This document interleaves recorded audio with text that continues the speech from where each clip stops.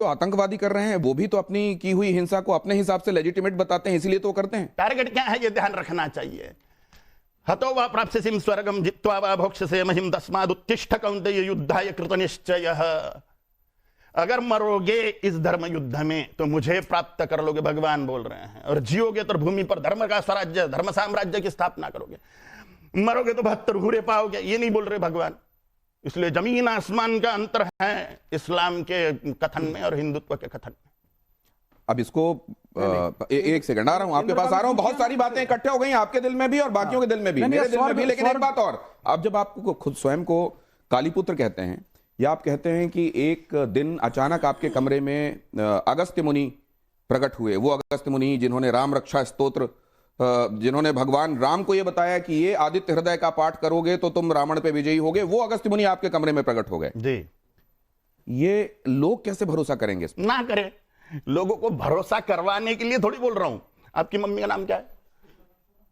जी, आपकी मम्मी का नाम क्या है? मेरी माँ का नाम, मैं पिताजी और माताजी का नाम लेता नहीं, उनको पिताजी और माताजी ही कहता हूं। क्या प्रश्न है? माता पिता है, उन्होंने बोला कि तू मेरा बेटा है, अब अपने को किसी प्रमाण की कोई जरूरत नहीं है। लोग माने इसके लिए थोड़ी बोला जाता है। आपके पिताजी का नाम आप क्यों बोलते हो? बस आप उनको पिताजी मानते हो इसलिए, क्योंकि उन्होंने तो ये उतना ही। नहीं, सुनिए, माँ ने बोला ये तेरा बाप है और मैं तेरी माँ हूं। काली माँ ने मुझे बोला तू मेरा बेटा है, मेरी टांग टूट गई थी एक्सीडेंट में, काली माँ ने प्रकट होकर जोड़ी और बोला कि तू मेरा बेटा है, बस हो गया। महामुनि अगस्त्य जी मेरे रूम में प्रकट हुए, उन्होंने मुझे सब कुछ दे दिया। तो अगर इसको कोई इस तरीके से व्याख्या करे कि ये उनकी अपनी मान्यता है और वो स्वयंभू तरीके से इस बात को मानते हैं, मेरे लिए मान्यता नहीं है, दूसरे ये मान सकते हैं कि मैं मानता हूं और मुझे कोई ऑब्जेक्शन नहीं। एक राउंड बहुत सारी बातों का हुआ है कालीचरण महाराज के साथ, और इस पर अब जरा यहां मौजूद मेहमानों के मैं नजरिए ले लेता हूं। अगर उनके कोई सवाल है तो वो भी ले लेंगे, लेकिन 1 मिनट का सबके पास टाइम रहेगा, इस हिसाब से प्लीज अपनी बात कहिएगा। कपिल जी, पहले आपके पास।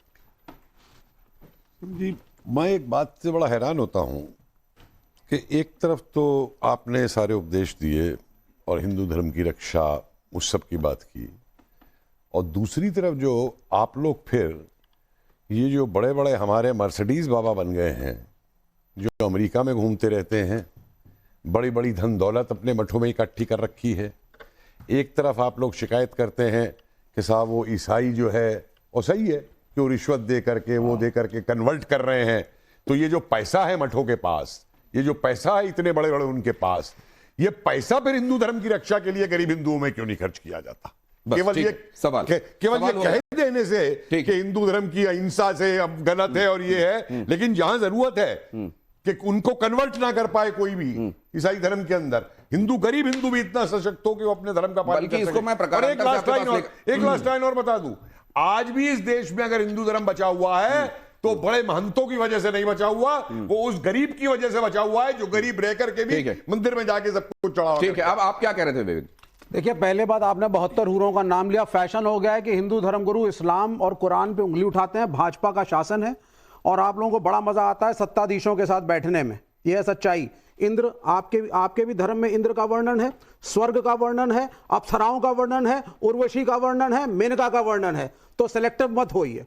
मैं वो आपका नहीं, तो विवेक जी, आपको कब ये कहा गया जी कि अगर आप कोई कथित रूप से अच्छा काम करते हुए देह त्यागेंगे तो आपको अप्सराएं भोगने के लिए मिलेंगी? ये कब कहा जाता है? तो स्वर्ग का कांसेप्ट है हिंदुइज्म में या नहीं है? नहीं, स्वर्ग का कांसेप्ट आपको ये कहा जाता है, आपको ये कहा जाता है कि आपको 72 हूरें मिलेंगी। नहीं, इनको किसने ऑथराइज किया? लेकर जा रहे हैं। नहीं, सुनिए, आप उनको जस्टिफाई मत करिए। नहीं, मैं जानना चाहता हूं, मैं बता रहा हूं। अगर एक हिंदू धर्मगुरु, आप अपने बारे में बात करिए।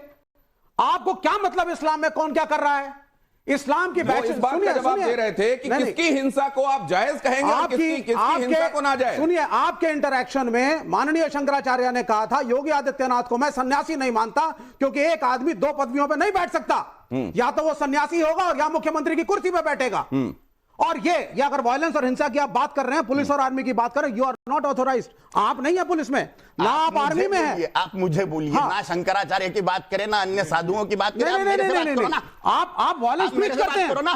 वो व्यक्ति गांधी से इंटेलेक्चुअल डिफरेंस अलग बात है।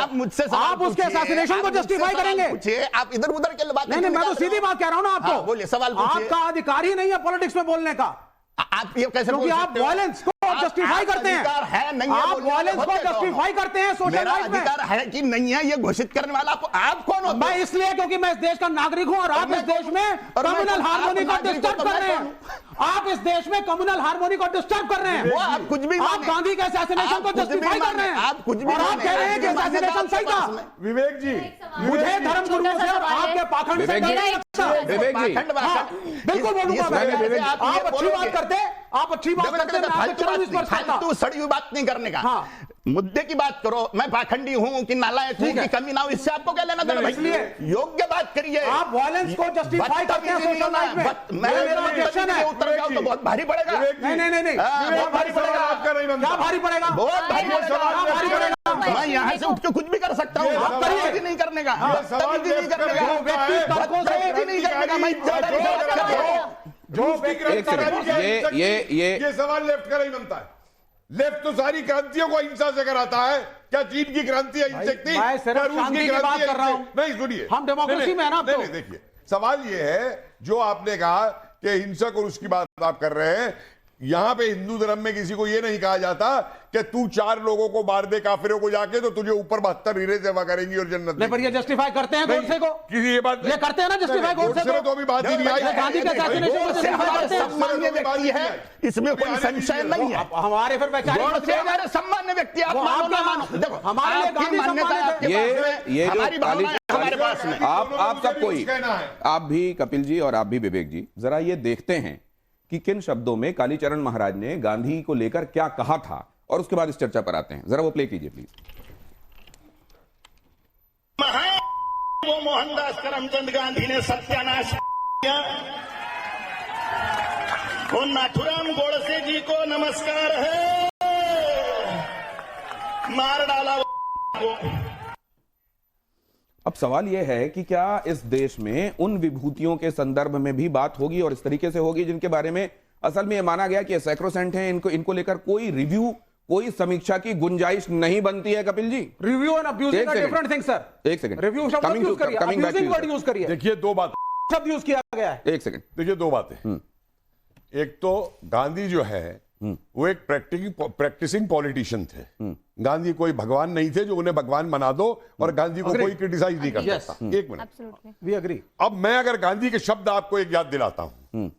1927 के अंदर स्वामी श्रद्धानंद का अब्दुल रशीद ने कत्ल किया था। स्वामी श्रद्धानंद चुपचाप वो शांति अहिंसक तरीके से शुद्धि आंदोलन करा रहे थे। गांधी का वो स्टेटमेंट उठा के देखिए, गांधी क्या कहते हैं। अब्दुल रशीद ने सही किया है, उसने जो भी कुछ किया है वो अपने धर्म को बचाने के लिए किया है। और आगे कहते हैं, मैं उसके केस की वकालत करना चाहूंगा। पूरी हिंसा को, पूरे कत्ल को गांधी जस्टिफाई कर रहे हैं एक स्वामी के। और जो क्रांतिकारी अंग्रेजों को गोली मार देते थे, उन क्रांतिकारियों की गांधी ऐसी तैसी करते थे कि हिंसा इस्तेमाल करते। पहली वर्ल्ड वॉर के अंदर जाकर के सेना के अंदर अंग्रेजी की रिक्रूट कराना, खुद गांधी लिखते हैं खेदा के अंदर कि जिन गांवों में हम जाते थे आंदोलन को लेकर के और किसान हमें माला पहनाते थे, जब हम वहां पे पहुंचे कि अंग्रेजी सेना में भर्ती हो जाओ तो उन किसानों ने हमें घर में घुसने ही नहीं दिया। वो जो जिनको अंग्रेजी सेना में आप भर्ती करा रहे थे वो वहां पे जाके धरना देते, तो मतलब- जब हड़ताल में बैठते। तो मतलब ये कहा जा रहा है कि मरने और मारने के लिए ये होप्स है। नहीं, तो क्या ये कहा जा रहा है कि गांधी जी की बहुत सारी बातें ऐसी हैं जिनकी आलोचना और मुखर आलोचना